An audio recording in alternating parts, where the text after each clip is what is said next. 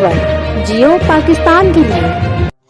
خبر شامل کرتے ہیں ننکانہ صاحب سے۔ مہر عبدالغفور کی رپورٹ کے مطابق ڈی پی او اسماعیل کھاڑے کے احکامات کے مطابق ضلع بھر میں ایس ایچ اوز و دیگر افسران کے تقرر و تبادلے۔ Inspector Shabbir Ahmed S H O تھانہ سٹی شاہ کوٹ سے ایس ایچ او تھانہ صدر سانگلاہی تعینات۔ انچارج سی آئی اے انسپکٹر سجاد اکبر ایس ایچ او تھانہ بڑا گھر۔